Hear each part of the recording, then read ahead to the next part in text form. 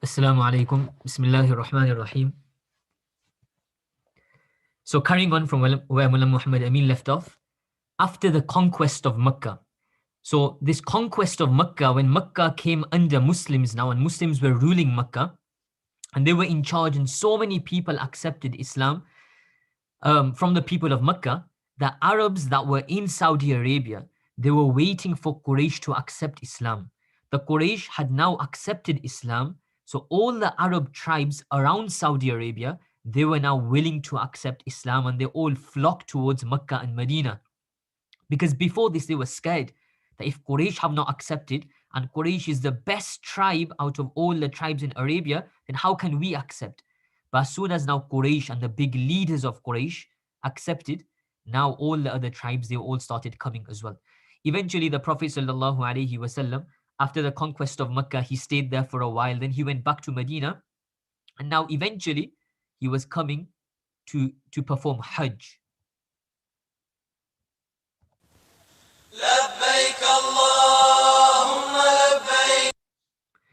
So they were all coming to perform Hajj, and we've all obviously heard Labbaik Allahumma Labbaik, and they were praying that, chanting that, and they were coming towards Makkah to perform Hajj. Hajj is a wonderful experience. When do you want to go for Hajj? If you ask your parents and those people that have gone for Hajj, they'll tell you it's the best thing ever.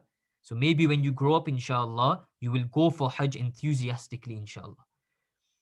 So setting off for Hajj, the Prophet sallallahu alaihi wasallam and the Sahaba, they are now going towards Makkah. It's the 10th Hijri. How many years has it been since Hijrah? 10 years. It's the 25th of Dhul Qa'dah. So it's near the end of the second to last Islamic month, 25th Dhul Qa'dah. And the Prophet sallallahu alaihi wasallam, he wears his ihram at a place called Dhul Hulayfa. So he wears the two pieces of cloth. He makes intention to perform Hajj and he prays the talbiyah, Labbaik Allahumma Labbaik. And eventually, they reach Makkah on the 4th of Dhul Hijjah. On the 4th of Dhul Hijjah. So it took them about 9 days to reach Makkah. But the question is, how many Sahaba were with the Prophet sallallahu alaihi wasallam? Were there 100, 1,000, 10,000, or 100,000? Not 100, 1,000 is wrong, 10,000 is also wrong, but yes, 100,000 Sahaba. Wow! Wow, indeed, such a huge number. And the Prophet sallallahu alaihi wasallam, the Hajj begins on the 8th of Dhul Hijjah and it ends on the 12th of Dhul Hijjah. It was the 9th of Dhul Hijjah. So the 8th is when Hajj begins. On the 9th of Dhul Hijjah, this is when the Prophet sallallahu alaihi wasallam and the 100,000 Sahaba, they went to a place called Arafah. And the Prophet sallallahu alaihi wasallam here, he gave his farewell sermon. And the message was full of wisdom. And this was the final sermon which the Prophet sallallahu alaihi wasallam gave like this. If we look at the map, if we look where Makkah is, over here is Arafah. So the Prophet sallallahu alaihi wasallam on the 9th of Dhul Hijjah, will you remember that date? The 9th of Dhul Hijjah, he went to Arafah and he gave his famous final sermon. Do you want to know what our beloved Prophet sallallahu alaihi wasallam said on this day? Well, he said many things. From amongst those things, one thing he said was, I do not know whether we will be able to gather here next year. If I will be alive or not, I'm not sure at all. And this hit the hearts of the Sahaba. That will the Prophet sallallahu alaihi wasallam pass away soon? We cannot even imagine that. The Prophet sallallahu alaihi wasallam then said, the life, the wealth and the honor of a Muslim is sacred, is holy. We cannot harm another Muslim. We cannot steal from another Muslim. We cannot embarrass another Muslim because his life, his wealth, his honor is sacred. He also said each person should fulfill his responsibilities. His responsibility to Allah, to worship Allah. His responsibilities to people, caring for people, being kind to people, being respectful. He also said, O people, all Muslims are brothers.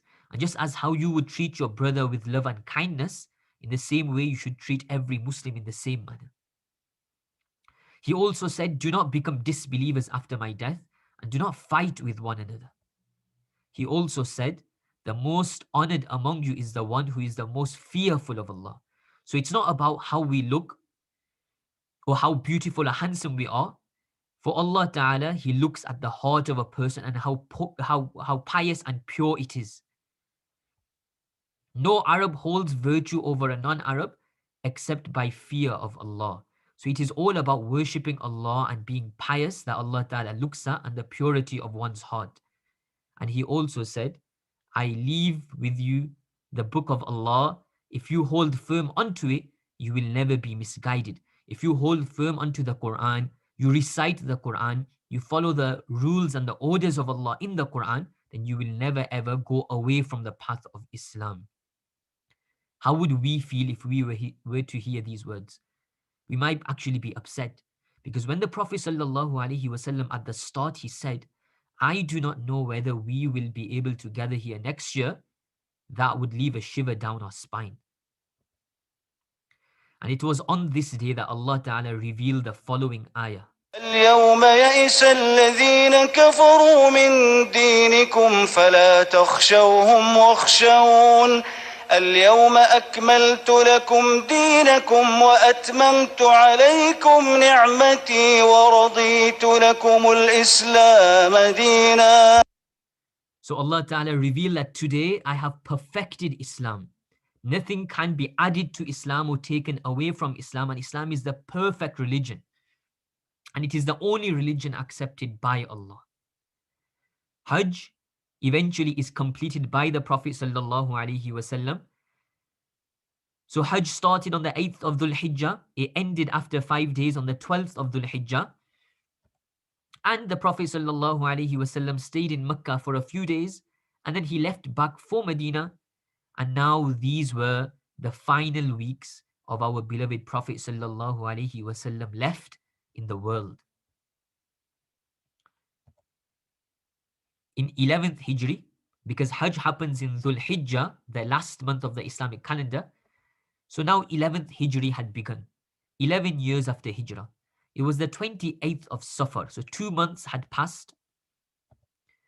The Prophet sallallahu alaihi wasallam, he visited Jannatul Baqi', which is the graveyard in Medina, and he made dua for the people there. Once he had done that, when he returned back home, he developed a headache, which resulted in a bit of an illness and a fever, and that fever lasted 13 days in total. Do you know where this is heading? All the sacrifices of the Prophet sallallahu alaihi wasallam are now coming to an end. He goes to the graveyard, and when he returns, he gets this headache which develops into a fever. But as time goes on, the illness worsened. He was unable to go to the masjid. The Prophet ﷺ was finding difficulty even standing up. So who led salah if the Prophet ﷺ couldn't go to the masjid? So he was none other than Hazrat Abu Bakr radiyallahu ta'ala anhu. He led salah.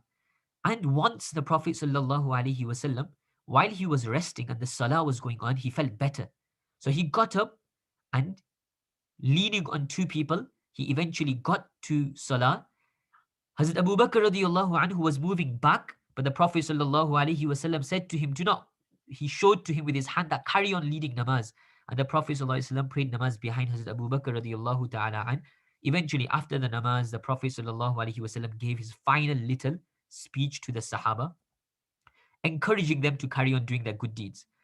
Do you know who the most knowledgeable was from the Sahaba? So the answer is obvious. It was none other than Hazrat Abu Bakr radiyallahu ta'ala anhu.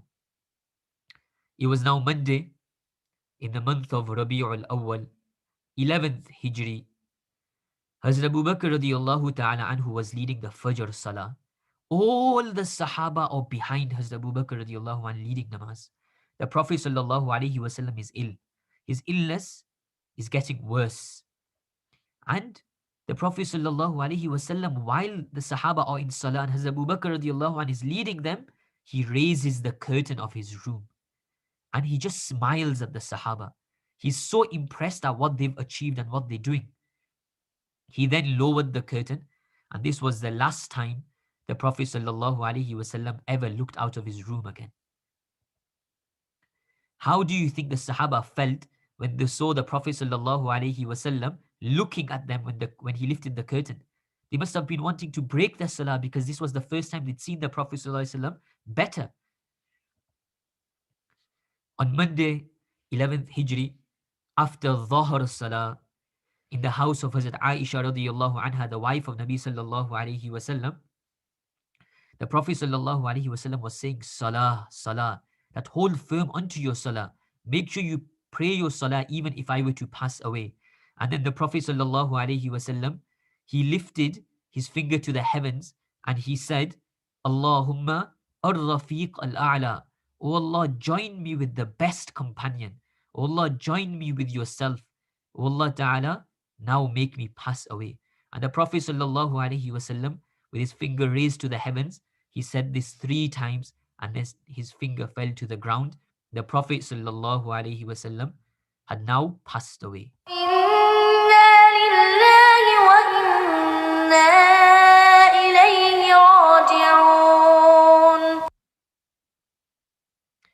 What do you think the condition in Medina was like at that time? The state of the Sahaba was such that they could not even contain themselves. They didn't know what was going on. They were worried and they were in a state of confusion. They could not believe what was happening and they were extremely upset. What were the Sahaba going to do now? Who was going to guide them? Who was going to tell them what was right and what was wrong? Hazrat Abu Bakr radiallahu ta'ala anhu, he arrives and he enters the house of Hazrat Aisha radiallahu anha, which was his daughter, and he kissed the Prophet sallallahu alaihi wasallam on his forehead and he said that you were pure in life and now in death as well. And then he came out and he gave a khutbah. Everyone was upset. Everyone was confused, didn't know what to do. But when they heard this, they all came to their senses. He said, whoever used to worship Muhammad, let him know that he has passed away. But whoever used to worship Allah, know that Allah is ever living. That we all used to pray salah not for Prophet sallallahu alaihi wasallam but for Allah. We never used to be kind for anyone but Allah. We never used to do good deeds for anyone but Allah. If we did it for the Prophet sallallahu alaihi wasallam, he has passed away. But we have been doing it for Allah and Allah is ever living. So we carry on doing these things. The state of the Sahaba became better. They came to their senses. Hazrat Abu Bakr radiallahu anh now became the leader of the Muslims. The Prophet sallallahu alaihi wasallam was buried, and even now his grave is in the house of Hazrat Aisha radiallahu anha. And the Prophet sallallahu alaihi wasallam passed away on a Monday, but he was buried on a Wednesday. And look at the beautiful picture of Medina. And this is the grave of Nabi sallallahu alaihi wasallam, which you can see from outside. The question is, are you going to go and visit the Prophet sallallahu alaihi wasallam? We all should have an intention that if we get the chance, we will go to Medina and we will do salam to the Prophet sallallahu alaihi wasallam. Lessons that we learn from the life of the Prophet sallallahu alaihi wasallam, which is the main thing: worship and obey one Allah. Number 2, give charity, help those people that need help, which the Prophet sallallahu alaihi wasallam used to do as well. Always remain humble. When the Prophet sallallahu alaihi wasallam entered Makkah, how humble was he? That he forgave everyone that did bad to him. Recite and follow the Holy Qur'an as much as possible. Be kind to people around you, especially your neighbors. Always control your anger like the Prophet sallallahu alaihi wasallam did. Think before you speak, and when you do speak, always speak the truth. And lastly, spread Islam far and wide. Like the Prophet sallallahu alaihi wasallam, he sent letters to the kings of the world. What would the Prophet do, I wonder? So every time we should ask ourselves the question, what would the Prophet do? No matter what situation we're in, we should always think to ourselves before doing the action, what would the Prophet sallallahu alaihi wasallam and the Sahaba do? Now we will, in the chat, we will post the quiz and some worksheets which you can complete in your own time, inshallah.